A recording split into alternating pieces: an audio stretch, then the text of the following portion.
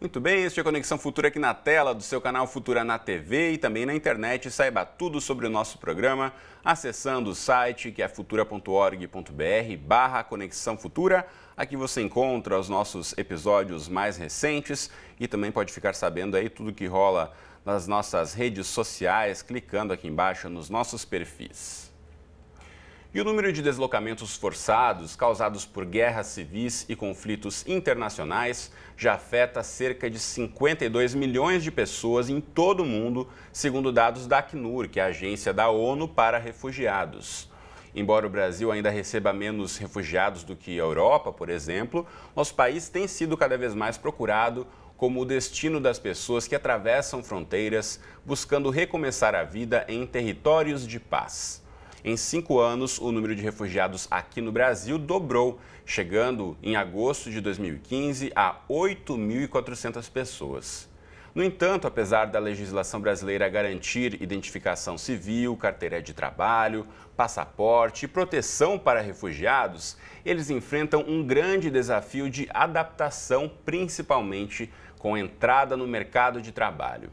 Para contribuir para a inserção dos refugiados na sociedade brasileira, um curso de idiomas agora oferece aulas de inglês, francês, árabe e espanhol dadas por professores vindos de países como, por exemplo, Haiti e Síria. Então, quem conversa mais com a gente agora sobre esse assunto é o Daniel Moraes, que é fundador do Abraço Cultural. Daniel, bem-vindo à Conexão, tudo bem com você? Tudo bem, tudo ótimo. Bom, obrigado. Conta pra gente um pouquinho sobre essa ideia. Então, a gente sabe que, de fato, como já mencionei aqui, eles começarem a trabalhar esses refugiados, muitas vezes é uma dificuldade. Então, de onde surgiu a ideia de pegar o idioma, que é um diferencial que eles trazem, para ser também uma forma de trabalho?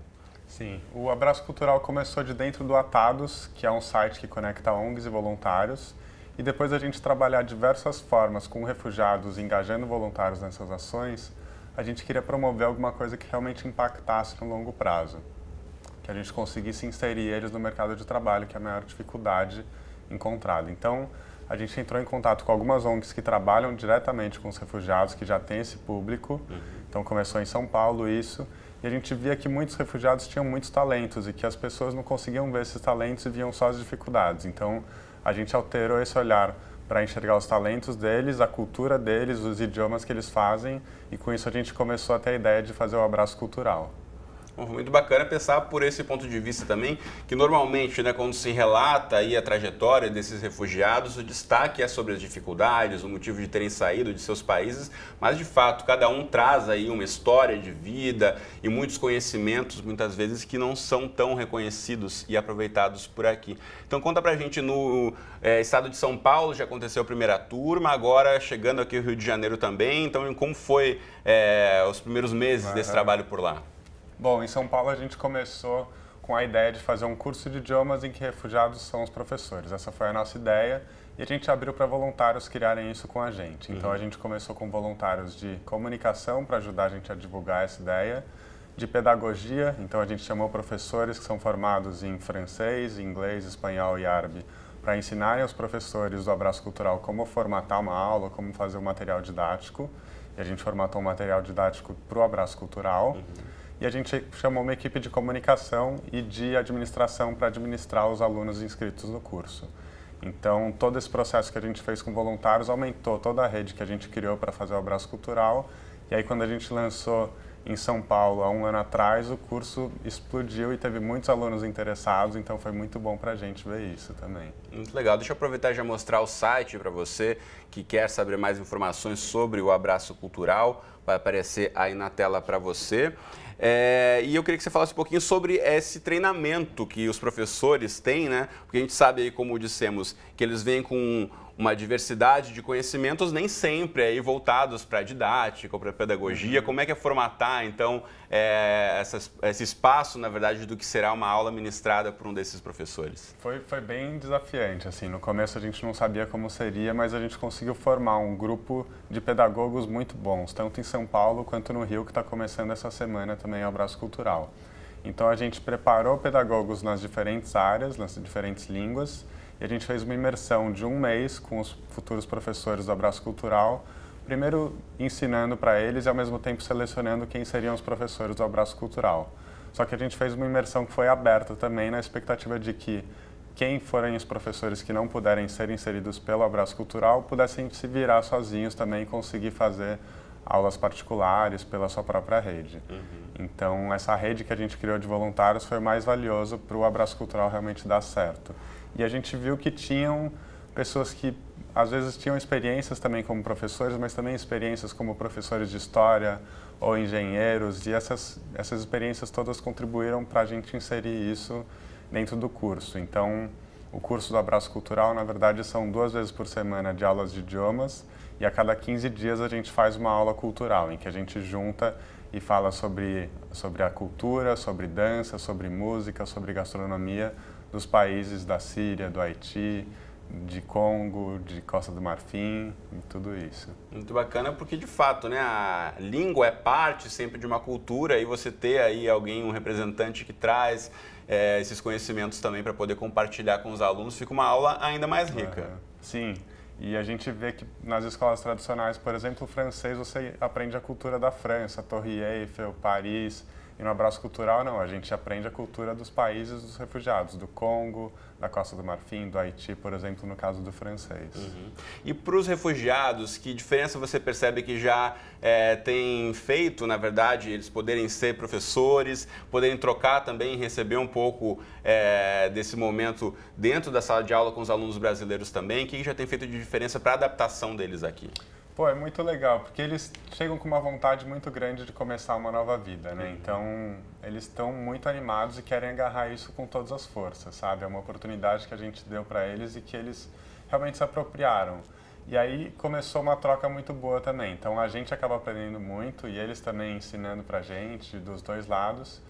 Um caso legal é que tem os professores de francês do Rio de Janeiro estão fazendo aula de espanhol para aprender espanhol também no Abraço Cultural. Então, uma troca legal de um professor com outro aprendendo outras línguas também. Então, eles acabam passando pelos dois lados, aí, de um lado como professores e alunos também, e isso acaba contribuindo para a formação, para a prática deles, com certeza, né? Sim.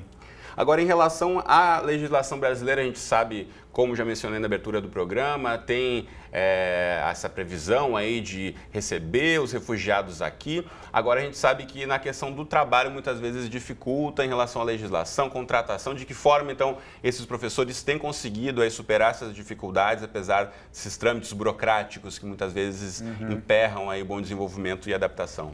Sim, o Abraço Cultural a gente consegue empregar atualmente aqui no Rio 8 professores e em São Paulo 12 professores. Então são 20 refugiados que a gente consegue encaminhar para o mercado de trabalho, fora algumas conexões que a gente acaba fazendo por intermédio disso.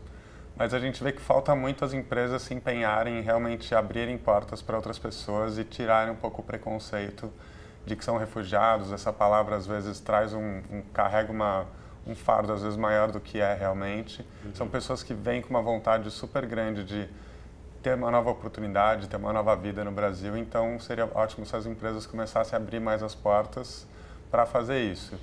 Então, na verdade, a legislação não é tão difícil, mas se as empresas se empenharem, elas conseguem realmente em fazer os refugiados se ingressarem no mercado de trabalho. Então, colocar a legislação em prática é mais difícil do que já a legislação prevê, na verdade. É, isso mesmo. Bom, deixa eu voltar a colocar o site aqui, que tem um dado interessante que eu quero destacar para vocês. Vocês têm aqui, a partir dessa página inicial, inscrições em São Paulo e no Rio para o curso. E aqui embaixo também tem o chamamento para ser doador ou voluntário. De que forma, então, a organização se mantém e como, quem quiser aí, quem estiver assistindo a gente, não quer fazer o curso, mas pode também contribuir com essa iniciativa, Daniel. Sim, o Abraço Cultural se financia pelas aulas que são pagas pelos alunos, o curso, que é um valor baixo, mas que consegue financiar o dia a dia do Abraço Cultural, e todo o trabalho é feito com voluntários também. Então, os professores recebem uma remuneração pelas aulas, mas o trabalho de comunicação, o trabalho de pedagogia, o trabalho de formatar as aulas culturais e outras frentes que a gente ainda planeja abrir também no Abraço Cultural, para expandir. A gente tem várias ideias e com voluntários fica muito mais fácil colocar em prática essas ideias. Muito bacana. Então, se você tem uma ideia que quer contribuir aí, ajudar a iniciativa, acesse o site. Todos os detalhes e contatos estão disponíveis aí na internet. Muito bacana. Bom, nosso tempo aqui já está chegando ao fim. Então, Daniel, muito obrigado e parabéns pela iniciativa. Até a próxima. Obrigado você. Valeu. Até a próxima. Bom, na próxima entrada aqui do Conexão a gente volta falando sobre a importância do pensamento positivo. Pois é, que diferença faz aí pensar positivo no nosso dia a dia? Será que você tem que partir só do pensamento e colocar as coisas em prática também? Bom, esse é o nosso tema aqui e voltaremos em instantes com mais Conexão Futura e eu espero você. Até já!